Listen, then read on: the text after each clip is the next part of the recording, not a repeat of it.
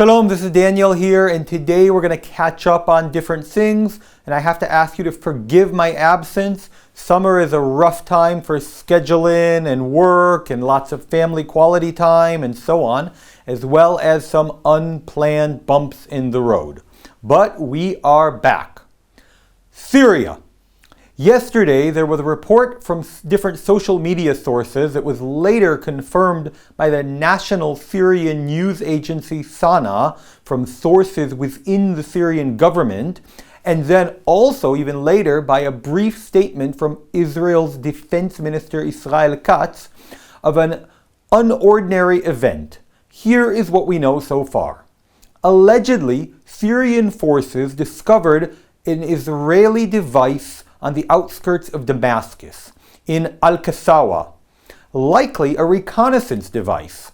And while attempting to dismantle these devices, explosions occurred, killing 8 Syrian soldiers.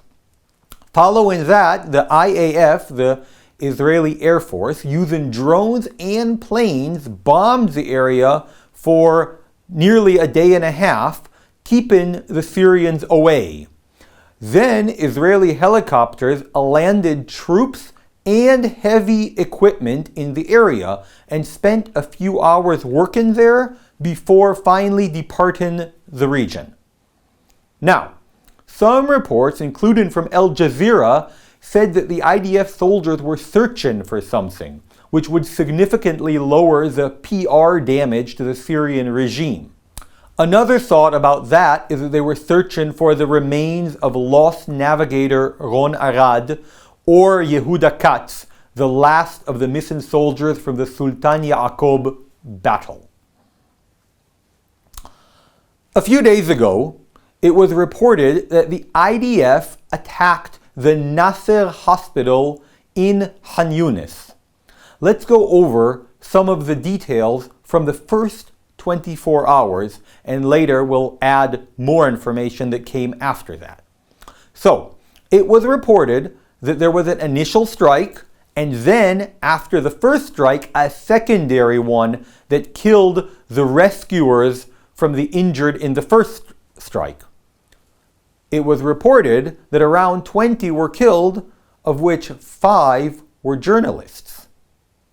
Benjamin Netanyahu released a live statement in English apologizing for the tragedy of the events. Sources within the IDF launched an inquiry into the matter. Israeli newspapers quoted anonymous sources within the IDF who said that the unit was authorized to do a drone strike, but instead did a tank strike.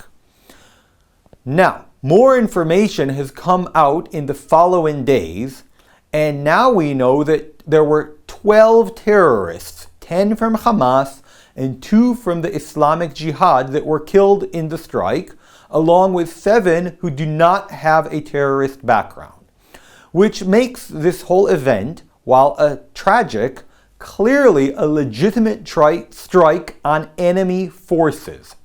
Additionally, the inquiry indicated that the primary target was Hamas-operated cameras that were used for reconnaissance against the IDF and directing attacks on the IDF placed within the hospital.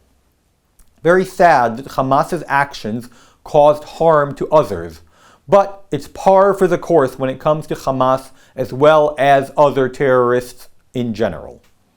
Now, here are my thoughts on the matter. The hospital, while obviously functioning as a hospital, is also a base for Hamas. It has been shown in the past that this hospital and hospitals in general serve such functions with underground compounds, tunnels, and even prisons that held the hostages from October 7th within the hospital. Terrorists use the hospitals not only as a staging ground, but also to attack from within, thus stripping it of any protection that it might have under international law. Journalists in Gaza are biased. We spoke about the pressure that Hamas puts on international journalists. Torture, death threats, and worse. We spoke in the past of the surveys that show that over 90% of the population within Gaza support Hamas, and that they also support the October 7th inhuman massacre. That too is supported by over 90% of the Gazan population. Thus, we can assume that 9 out of 10 journalists are pro-Hamas, support Hamas, or are part of it, and certainly are anti-Israel. And with that knowledge, we can then deduce that the reporting is not objective at best, and flat out lies that strengthen Hamas's war effort and narrative at worst. We know for a fact that the Gaza Ministry of Health is in fact part of Hamas.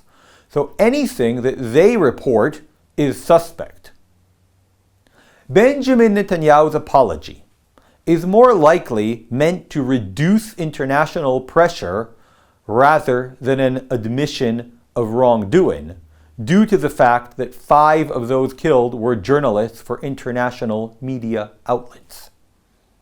That said, we hear over and over that Israel is barring international media from entering Gaza.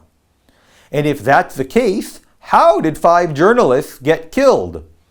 It is because either the international media is in fact in Gaza, or the journalists are local population, in other words, part of Hamas or pro-Hamas. One might also question why 7 non-terrorists, especially some of them journalists, would be so close to 12 terrorists. And finally, as usual in war, people die. Innocents die. But the death toll doesn't dictate morality. In World War II, the Germans who died in the bombings of Dresden and Berlin do not absolve the Nazi regime of the crimes. Likewise, the death of Gazans does not justify Hamas's barbaric actions. In fact, their actions are the main cause for the high death toll. If they didn't, in opposition to international law, embed themselves within the civilian population, within mosques, schools, hospitals, UN facilities, and so on, the death toll would be much lower. But, as I've said before, for Israel, death is a tragedy. For Hamas, death is a strategy. And that takes us back to the lies of the Gaza starvation. Obviously, I'm not claiming that every single person within Gaza is morbidly obese, overweight, or even well-fed. Still, there are clear definitions for starvation used by the UN in Sudan, Ethiopia, and other places around the world. Starvation is classified as famine occurring when a population faces a severe lack of food, defined by specific indicators. At least 20% of households face extreme food shortages, or over 30% of children suffer acute malnutrition, and the daily death rate from starvation exceeds 2 per 10,000 people. Yet, for some reason, that what's good enough for Sudan, Ethiopia, and the rest of the world isn't good enough for Gaza.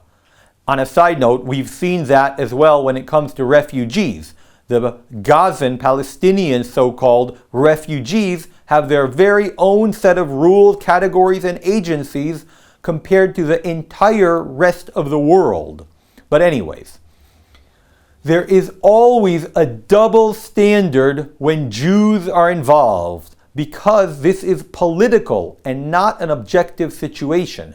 So now, suddenly, in Gaza only, it is enough that 15% of children suffer acute malnutrition and not 30%. Now, obviously, 15% of children suffering malnutrition is terrible, but there's no justification for changing the goalpost to lower from 30% in Sudan and Ethiopia to 15% in Gaza to declare starvation. And let's not even go into the fact that the information all comes exclusively from the Hamas-operated, not biased health ministry with no agenda at all.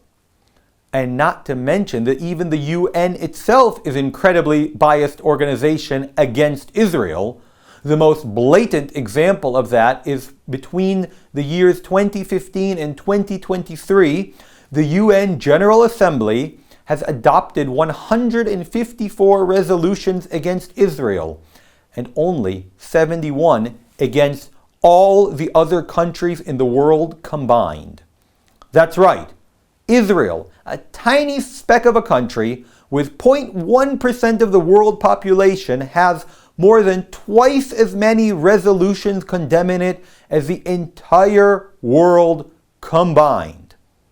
Now, that is obviously enough to show anyone with half a brain cell that the UN is biased, but as a believer in Yeshua and in God, I can tell you that nothing proves the truth of the Bible more than these types of events and reports.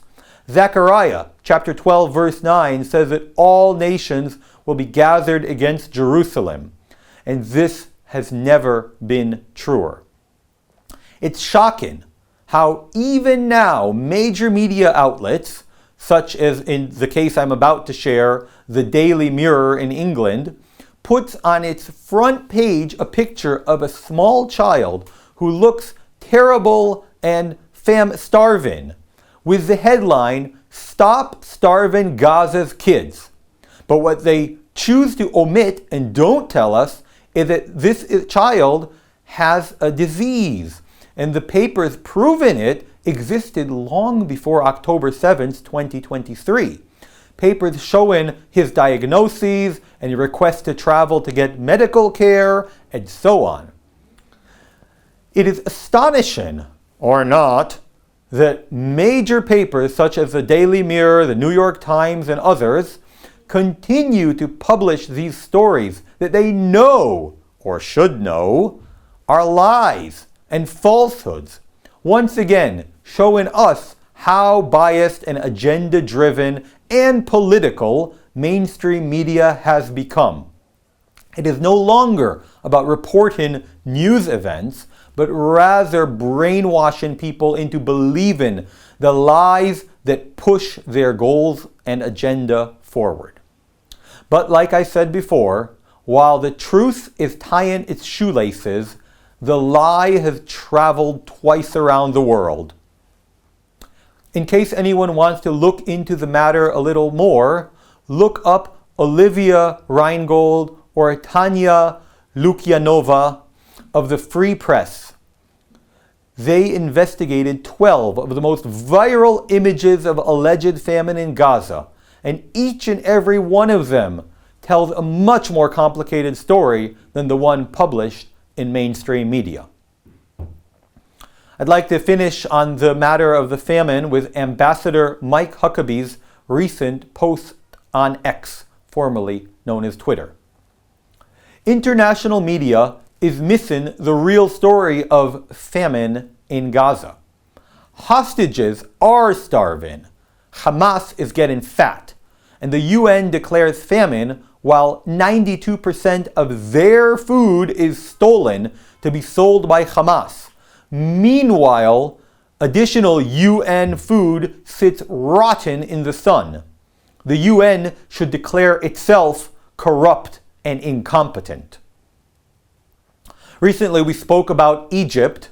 Noam Amir, the security and army reporter of C14, reported day before yesterday that Egypt informed Israel and the US that they will be increasing their forces on the border of Gaza once again to prevent mass border crossings, which they are concerned will happen if Israel occupies Gaza City and its residents travel south to the border. Since October 2023, the Egyptian forces at the border have quadrupled. Now let's finish up with a recent report that confirmed that Germany will not be recognizing a Palestinian state at the UN General Assembly in September.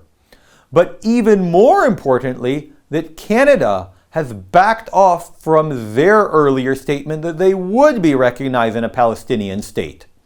So it seems that despite Emmanuel Macron's wishes, Israeli diplomatic efforts are having an effort. Let's remember in our prayers this week to pray for the hostages and soldiers. May God protect them. The leadership of Israel and around the world. May God guide them to do His will. And the families of the fallen and injured. May God comfort them.